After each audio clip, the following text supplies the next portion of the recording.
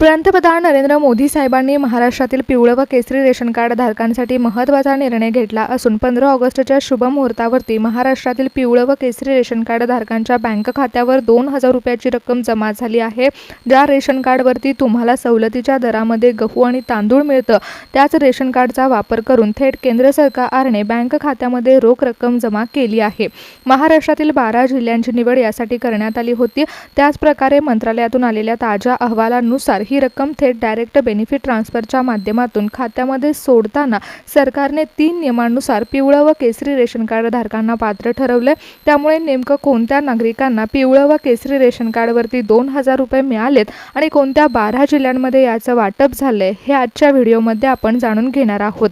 नागरिकांनो, दिल्लीच्या केंद्रीय मंत्र्यांची आणि अन्न व नागरी पुरवठा मंत्रालयाच्या वरिष्ठ अधिकाऱ्यांची एक बैठक पार पडली आणि या निर्णयावरती शिक्कामोर्तब करण्यात आला होता। केंद्र सरकारने या योजनेसाठी विशेष निधी मंजूर केला असून महाराष्ट्रातील मुख्यमंत्री आणि राज्य सरकारच्या मार्गदर्शनाखाली अन्न सुरक्षा व नागरी पुरवठा विभागामार्फत या योजनेची अंमलबजावणी करण्यात आली आहे। अन्नधान्याचे वाढलेले दर पाहता आणि वाढत्या महागाईच्या काळामध्ये महाराष्ट्रातील सामान्य आणि गरजू कुटुंबांना दिलासा मिळावा यासाठी सरकारने स्मार्ट रेशन कार्ड धोरण याचा अवलंब करून केंद्र सरकारने निधी मंजूर केला। महाराष्ट्रातील 12 प्रमुख जिल्ह्यांमध्ये पैसे जमा करण्यात आले। महाराष्ट्रातील जिल्हास्तरीय समितीमार्फत रेशन कार्ड धारकांची पडताळणी पार पडली होती आणि त्यानुसारच नागरिकांना पात्र ठरवण्यात आलं। ज्या नागरिकांची नावं पात्र यादीमध्ये होती त्या नागरिकांना 2,000 रुपयाची रक्कम मिळाली। तसेच मंत्रालयाने जारी केलेल्या अहवालानुसार राज्यातील तब्बल 40% रेशन कार्ड धारक एका साध्या चुकीमुळे 2,000 रुपयाच्या लाभापासून वंचित राहिले आहेत। तर दिल्लीत पार पडलेल्या बैठकीमध्ये 3 अत्यंत कठोर नियम लागू करण्यात आले होते। त्यामुळे जर तुमच्याकडे पिवळं व केसरी रेशन कार्ड असेल आणि तुम्हाला इथून पुढे या योजनेचा लाभ घ्यायचा असेल तर 2,000 रुपयासाठी कोणते 3 नियम पाळावे लागणार आहेत हे देखील जाणून घ्या। सरकारने 15 ऑगस्ट रोजी 12 जिल्ह्यांची निवड केली आणि त्यामध्ये 75% लाभार्थ्यांनी आपली कामं पूर्ण केल्यामुळे त्यांना हा लाभ मिळाला आहे। तर उर्वरित 25% लोकांच्या खात्यामध्ये अजून हप्ता जमा होण्याची प्रक्रिया चालू आहे। पंतप्रधान नरेंद्र मोदी साहेबांच्या आदेशानंतर महाराष्ट्रातील अन्न व नागरी पुरवठा विभागाच्या मार्गदर्शनाने राज्यातील जिल्ह्याचे वर्गीकरण करण्यात आले होते। केंद्र सरकारने निधीची वाटप प्रक्रिया जलद व्हावी म्हणून महाराष्ट्राची विभागणी केली आहे। ज्या जिल्ह्यांमध्ये गेल्या काही काळामध्ये हवामानातील बदलामुळे शेतकरी हवालदिल झाले होते अशा 12 प्रमुख जिल्ह्यांना पहिल्या टप्प्यामध्ये प्राधान्य देण्यात आले। यामध्ये कोकण, विदर्भ, मराठवाडा आणि पश्चिम महाराष्ट्रातील जिल्ह्यांचा समावेश आहे। तालुकास्तरीय समितीमार्फत या जिल्ह्यातील पात्र कुटुंबांची पडताळणी पूर्ण झाली असल्यामुळे नागरिकांना 2,000 रुपयाची रक्कम बँक खात्यामध्ये यशस्वीरित्या मिळाली। यावेळी केंद्र सरकार व राज्य सरकारने ही रक्कम लोकांपर्यंत पोहोचवण्यासाठी डायरेक्ट बेनिफिट ट्रान्सफरचा अवलंब केला होता आणि यामध्ये नेटवर्क अत्यंत प्रभावी काम करण्यासाठी मंत्रालयाशी सर्व्हर थेट खाजगी आणि सरकारी बँकांच्या सर्व्हरशी जोडण्यात आले। यामध्ये ICICI, HDFC, ॲक्सिस यासारख्या प्रमुख खाजगी बँकांचे सर्व्हर हे DBT नेटवर्कशी जोडण्यात आले होते। त्यामुळे ज्या बँकांचे सर्व्हर ॲक्टिव्ह आहेत अशा बँकांमार्फत सकाळच्या सत्रामध्ये 2,000 रुपये रेशन कार्ड धारकांना मिळाले आहेत। तर उरलेल्या बँकांमध्ये संध्याकाळच्या सत्रामध्ये DBT प्रक्रिया सक्रिय झाली। मंत्रालयाचा डेटा आणि बँकांचे सर्व्हर एकमेकांशी कनेक्ट असल्यामुळे 2,000 रुपयाचा लाभ खात्यामध्ये वितरित झाला आणि तुम्हाला देखील 2,000 रुपयाचा लाभ मिळवायचा असेल तर 3 नियम जाणून घ्या। कारण जागतिक स्तरावर अन्नधान्याचे वाढलेले भाव पाहता केंद्र सरकारने आर्थिक सहाय्य संकल्पना राबवली आहे। दर महिन्याला मिळणाऱ्या गहू आणि तांदळासोबतच आता रोख रक्कम खात्यामध्ये वितरित होत आहे। त्यामुळे ज्यांच्याकडे पिवळं व केसरी रेशन कार्ड आहे त्यांनी पुढची 2 मिनिटे लक्षपूर्वक पहा। कारण महाराष्ट्रातील ज्या 12 जिल्ह्यांमध्ये पंतप्रधान नरेंद्र मोदी साहेबांनी निधी वर्ग करण्याचे आदेश दिले आहेत तिथल्या जवळपास 75% नागरिकांना एक महत्त्वाच्या काम वेळेमध्ये पूर्ण केल्यामुळे त्यांच्या खात्यामध्ये 2,000 रुपयाची रक्कम मिळाली आहे। दिल्लीच्या मंत्रालयातून आणि केंद्र सरकारच्या अन्न व नागरी पुरवठा विभागाकडून आलेल्या ताज्या अहवालानुसार ज्या 75% नागरिकांचं काम पूर्ण झालं होतं त्यांच्या खात्यामध्ये पैसे जमा करण्यासाठी सरकारने डिजिटल प्रणालीचा अवलंब केला। त्यामुळे पिवळं व केसरी रेशन कार्ड असणाऱ्या नागरिकांना अल्प उत्पन्न गटामध्ये विभागलं गेलं। जिल्ह्याच्या विभागणीनुसार त्यांना प्राधान्य मिळाले।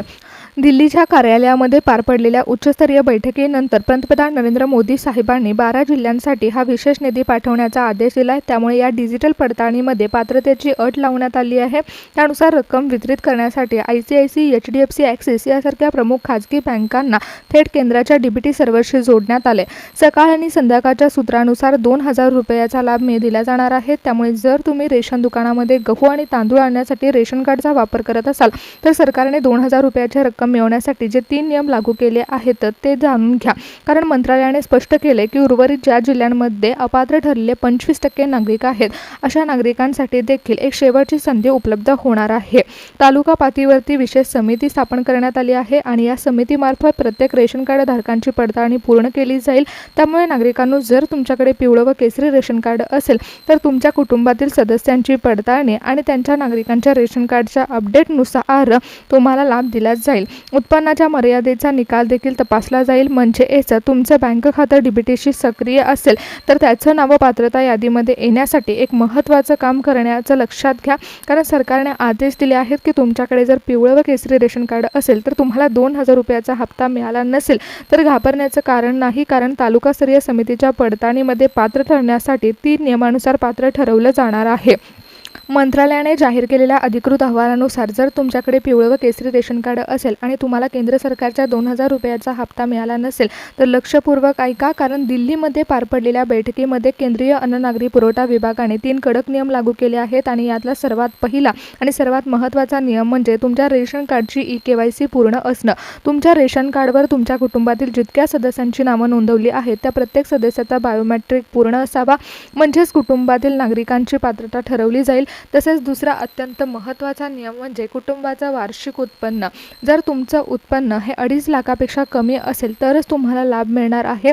तुमच्याकडे जर उत्पन्नाचा दाखला असेल तर त्यातील उत्पन्न हे 2.5 लाखाच्या आत आहे का पहा, कारण हा निधी केवळ गरजू आणि मध्यमवर्गीय कुटुंबांसाठीच मंजूर करण्यात आला आहे।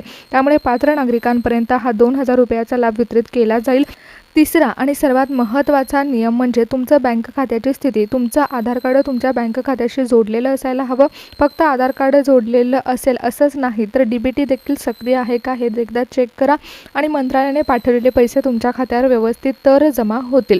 मित्रांनो, ज्या 12 जिल्ह्यांमध्ये 75% नागरिकांनी ही 3 नियम आधीच पूर्ण केले होते त्यांच्या खात्यावर पैसे जमा झालेत। त्यामुळे सरकारने तुम्हाला देखील त्रुटी दुरुस्त करण्याची शेवटची संधी उपलब्ध करून दिली आहे। त्यामुळे तुम्ही ही योजनेचा लाभ घेऊ शकता। तर नागरिकांनो, आपण आता हे जाणून घेऊया की कोणत्या 12 जिल्ह्यातील नागरिकांना रेशन कार्डवरती 2,000 रुपये मिळाले आहेत। सातारा जिल्ह्यामध्ये पिवळं व केसरी रेशन कार्ड असणाऱ्या 75% नागरिकांच्या खात्यामध्ये 2,000 रुपये जमा झाले। ICICI बँकेचे विशेष सर्व्हर ॲक्टिव्ह करण्यात आले असून सातारा जिल्ह्यामध्ये निधी वितरण पार पडले। 3 नियमानुसार पात्रता यादीमध्ये समाविष्ट असणाऱ्या लाभार्थ्यांच्या खात्यामध्ये 15 ऑगस्टला पैसे जमा झाले। अकोला जिल्ह्यामध्ये रेशन कार्डची eKYC वेळेत पूर्ण केलेल्या 75% पिवळं व केसरी रेशन कार्ड धारकांच्या खात्यामध्ये 2,000 रुपये जमा झाले। स्टेट बँक ऑफ इंडिया तसेच DBT सक्रिय असणाऱ्या अकोल्यातील ग्रामीण व शहरी बँकांमध्ये वितरण पार पडले। सांगली जिल्ह्यामध्ये डायरेक्ट बेनिफिट ट्रान्सफर सक्रिय असलेल्या सर्व पिवळं व केसरी रेशन कार्ड धारकांच्या बँक खात्यामध्ये पैसे जमा झाले। सांगलीतील 75% पेक्षा जास्त नागरिकांनी आधार कार्ड लिंकिंगचं काम पूर्ण केल्यामुळे ॲक्सिस आणि HDFC बँकेद्वारे सकाळच्या सत्रामध्ये हप्ता वर्ग करण्यात आला। सोलापूर आणि सांगोला तालुक्यामध्ये रेशन दुकानामधून मिळणाऱ्या गहू आणि तांदळासोबतच 2,000 रुपयाची रोख रक्कम थेट खात्यामध्ये जमा झाली। सोलापूर जिल्ह्यातील 75% लाभार्थ्यांना 3 नियमाची अट पूर्ण केल्यामुळे HDFC आणि ICICI बँकेच्या सर्व्हरवरून 15 ऑगस्टला निधी मिळाला।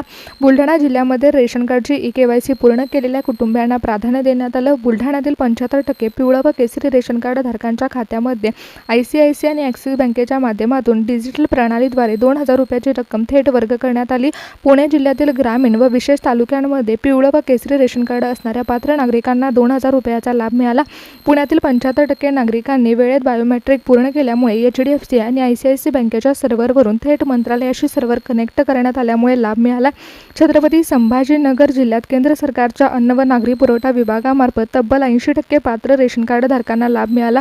ॲक्सिस आणि ICICI बँकेच्या DBT सर्व्हरद्वारे छत्रपती संभाजीनगरमधील तालुकास्तरीय समितीने मंजूर केलेल्या सर्व कुटुंबियांच्या खात्यामध्ये रक्कम यशस्वीरित्या जमा झाली।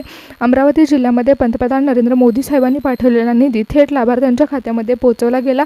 अमरावतीमधील ज्या नागरिकांनी रेशन कार्डवरील सर्व सदस्यांचं बायोमेट्रिक पूर्ण केलं होतं आणि ज्यांचं उत्पन्न 2.5 लाखाच्या आत होतं अशा 75% नागरिकांना ICICI बँकेच्या माध्यमातून 2,000 रुपयाची मदत मिळाली। कोल्हापूर जिल्ह्यामध्ये अन्न व नागरी पुरवठा खात्याकडून आलेल्या यादीनुसार पात्र रेशन कार्ड धारकांना 2,000 रुपयाचा लाभ मिळाला। कोल्हापूरमधील ज्या नागरिकांचं बँक खातं आधार कार्डशी लिंक होतं त्यांनी बायोमेट्रिक पूर्ण केलं होतं आणि त्यांच्या खात्यामध्ये स्टेट बँक ऑफ इंडिया आणि ICICI बँकेद्वारे रक्कम जमा करण्यात आली।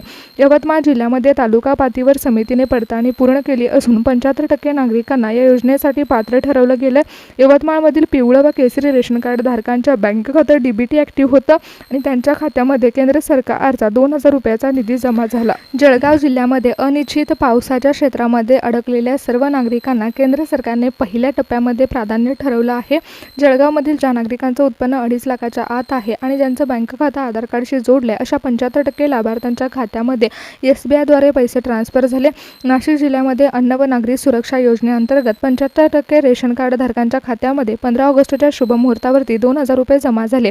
नाशिकमधील ज्या नागरिकांचे NPCI मॅपिंग सक्रिय आहे त्यांना ॲक्सिस बँक आणि सरकारी बँकेच्या माध्यमातून थेट आर्थिक दिलासा मिळाला आहे।